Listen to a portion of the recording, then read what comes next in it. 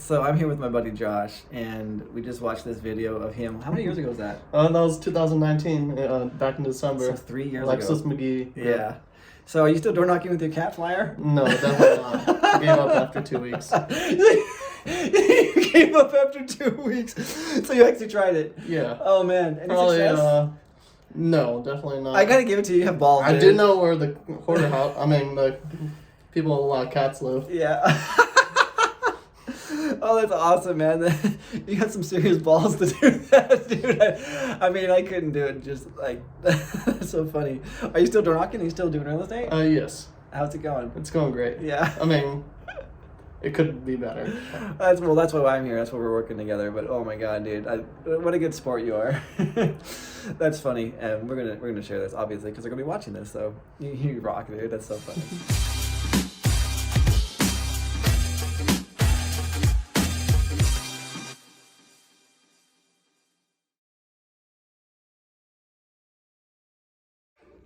So, sorry about that, little guy. It's alright.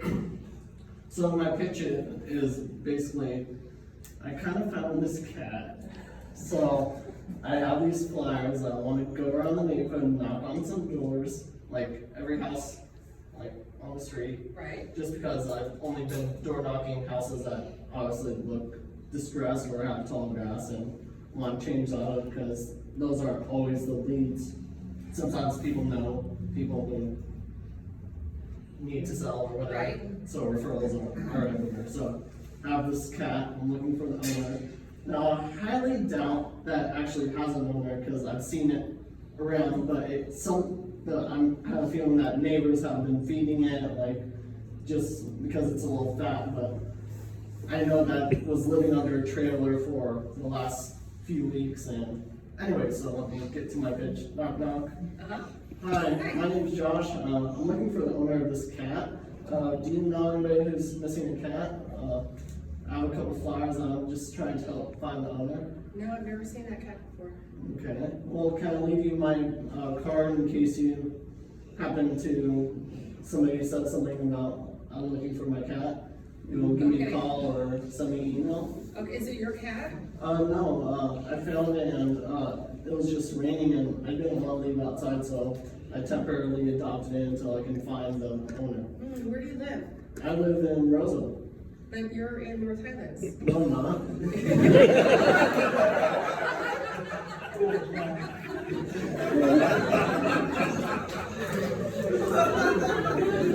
Too much. Where does this take you? Like, what is the point? What is the point? To have a reason to knock on their door. Yeah, but where does it go? The reason is during foreclosure. That's why you knock on their door. Wait, no, just wait. Seriously, people are crying in the room. They're literally crying right now. So, Oh my God. where do you take it? So once they say, I'm not missing cat, I don't know anybody. Well, I am an investor. Do you know anybody who's willing to...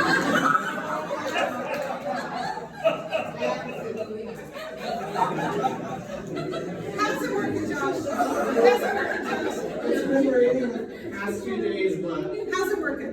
I haven't tried out the cat.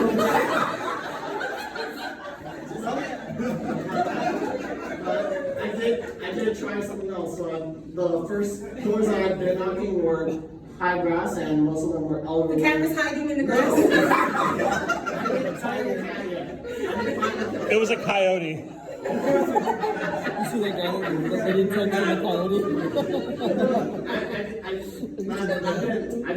You found the animal side of the road? Grass.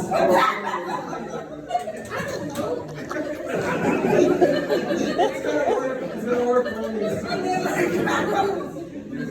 In all fairness, he did tell us this pitch, and we said you should ask Alexis about it.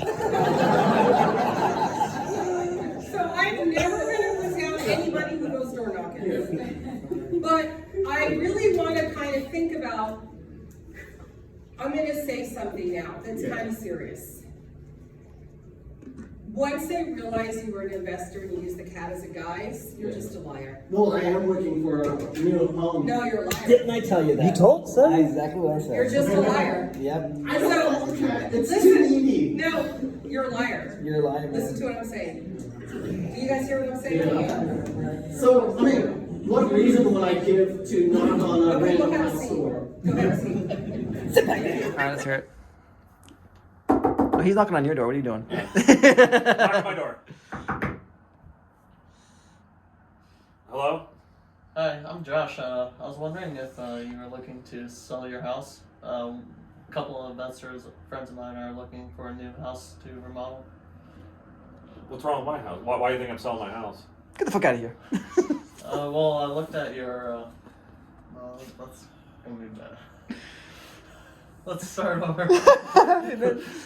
I'm getting too invasive. Door slam. Got it. Okay. Try again. Hello?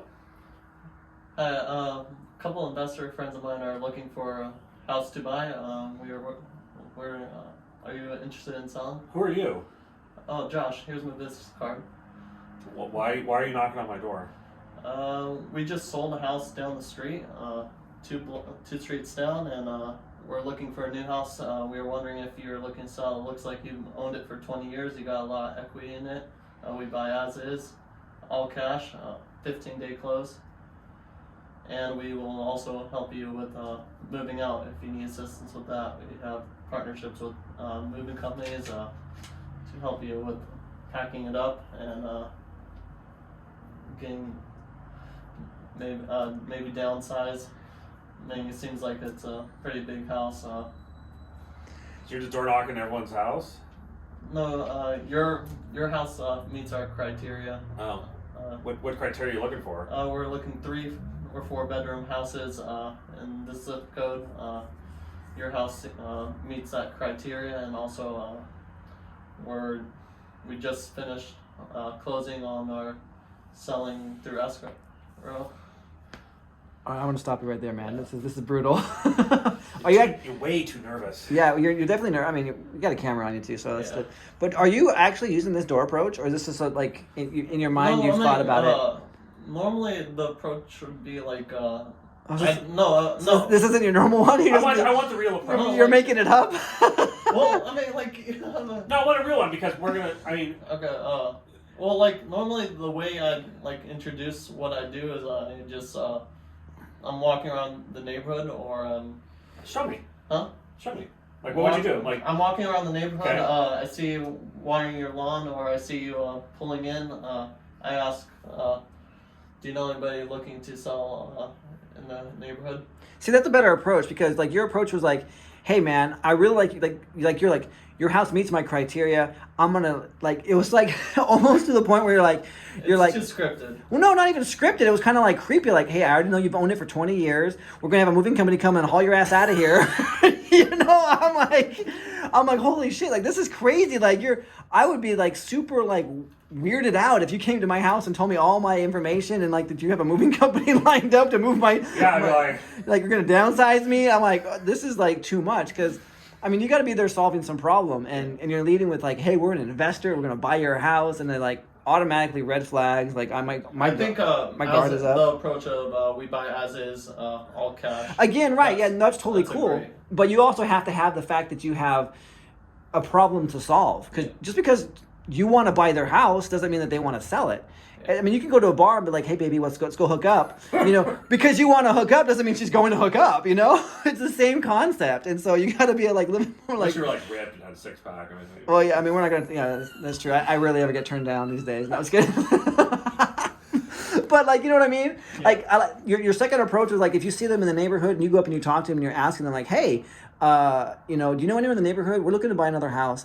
And you never want to assume that they do. Let them voluntarily give you that information.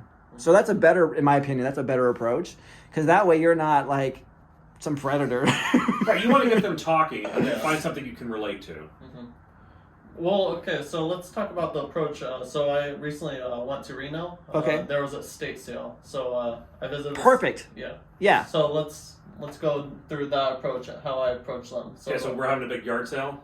Estate sale. So there's Same signs thing. in the yard. Yeah. Okay. I just did this on Sunday. Yeah. So go ahead. I'll tell you how mine went. This was back last month on the 13th or whatever Well, Saturday just give was. us the approach. How did the Yeah, approach so go? it was Saturday. I was driving through the neighborhood. Okay, approach. Get the approach. Yeah. Okay. So I'm here at the estate sale. So first I just go look around. You don't need anything over there. Yeah. So first I. Oh, there's nothing. I park, There's nothing like hidden anything. I walk up. I'm acting as if I'm interested in things, which I mean, there's always interesting things. So Okay.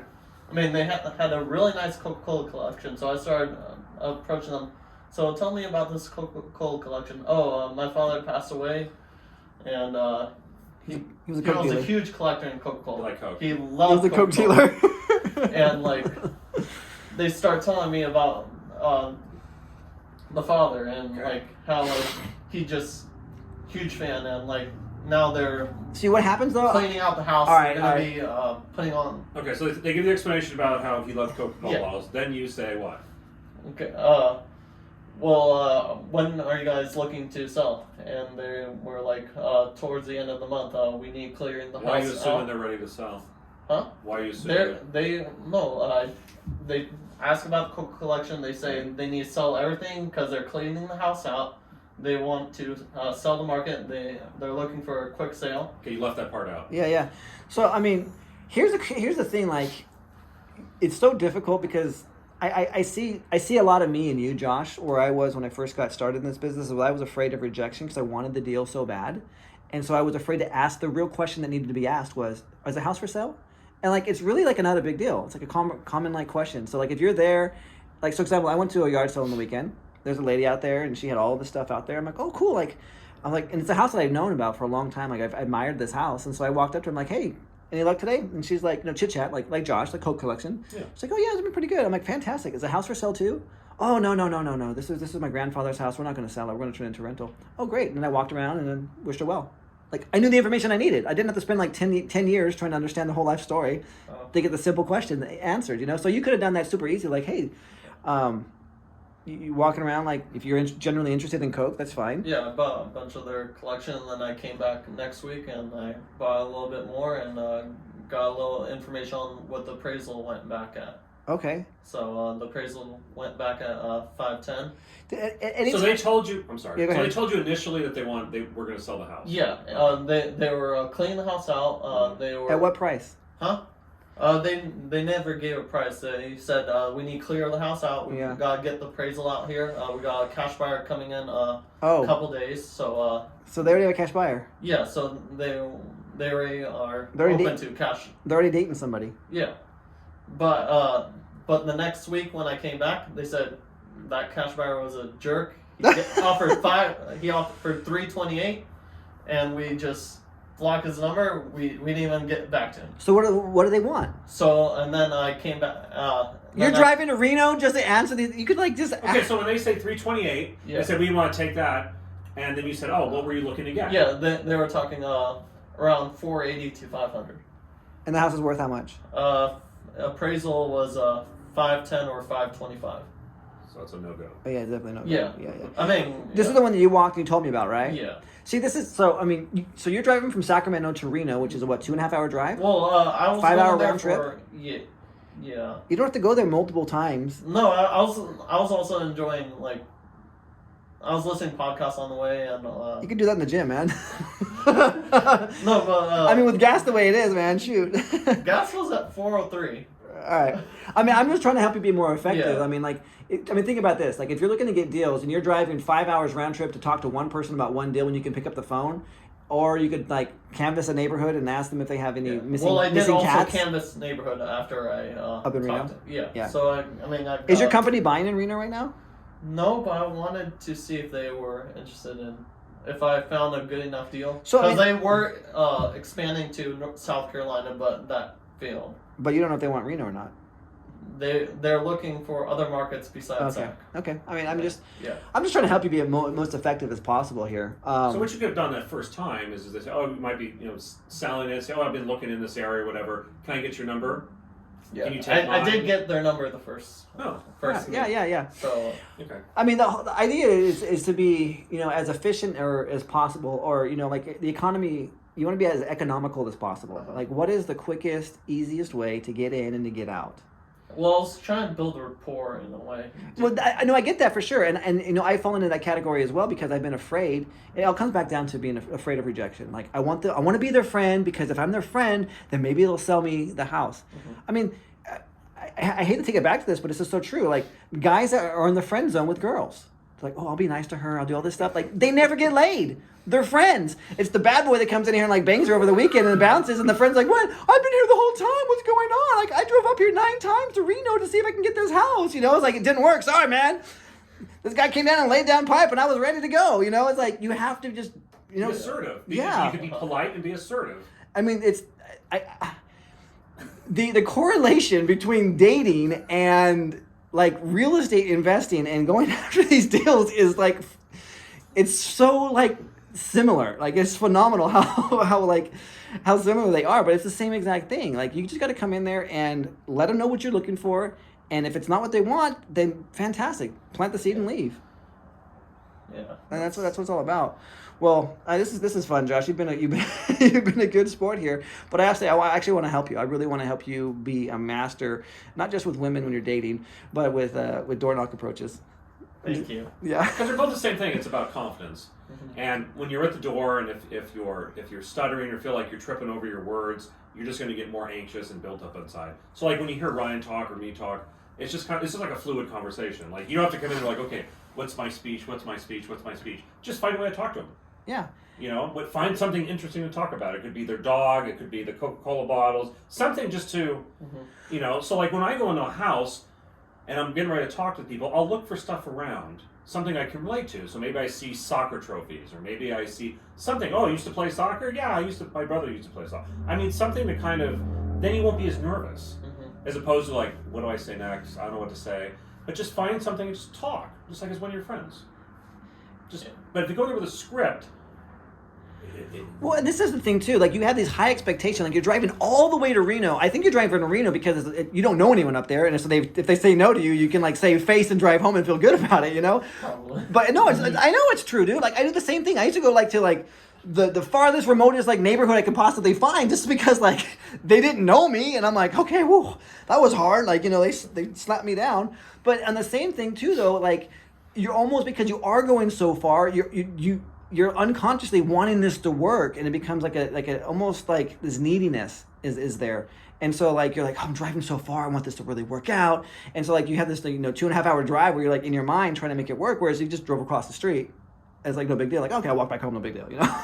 Well, I feel like maybe like the Reno market is it has a lot more appreciation in the years, and also it's more. I'm going to tell you something about Sacramento, because this is the thing. Like everyone, again, it's the grass is greener on the other side mentality, and it's not. It's brown on both sides. It's brown. It's green wherever you water it, basically. Sacramento. So John Burns just came out with a study that there are the top 10 most underdeveloped markets, and Sacramento was one of them. Meaning that there are more people moving into Sacramento than there are properties that are available, which means the appreciation is going to continue to skyrocket. So if I was an investor and I was concerned about the recession and the economy and houses crashing, I would be in a market such as Sacramento, knowing that there's more demand than there's property, that I'm going to have a market that's going to be, it's going to ride out this recessionary environment that we're in pretty safely. And so for me as an investor, I'm definitely looking at Sacramento. And so that just means that I got to get a little bit better, because there's a lot of people that are looking, and find where these deals are that are off market, that I can actually truly go and, be a master at it. And that's really what we do. I mean, gosh, we find these properties where no one else finds them, and everyone's like, how did you do that? Well, that's what we do, man. So I'll share something with you off camera, because these freeloaders can't get that information. you gotta pay. So, but I mean, you should really start looking in your own backyard, because that is a market that it's poised for growth continually, even if the rest of the economy or the country takes a downturn. It really seems like the element that you really need is just confidence. Like, you have the motivation. Yeah, practice. And it's just. I feel like you have a fear of rejection. Yeah. Yes. And the way to get over that is, I mean, you're going to hear a lot of no's. I'm going to take your ass down the street, dude. We're going to start knocking on doors, man. I'm going to and you're going to hear yes, and all of a sudden you're just going to be like, I can do this. But it's just that fear of like someone yelling at you or telling you to go F off, or, you scum sucking investors. I mean, and then And it's never as bad in your. It's always worse in your mind than in real life. most of the time it's much quicker, and they just close the door in your face. If they don't want to talk to you, you're probably not going to get in a large discussion about it. I mean, it's fun when we go to meetups and you hear some story about someone getting shot with a pellet gun, but that's like 1 in 100,000. The rest of them either don't come to the door, say nothing, or they'll talk to you. Yeah, politely and say, no, I'm not interested, thank you. You know, or talk to neighbors. You know, say, hey, I've been looking for, you know, I'm looking to buy a house in this neighborhood.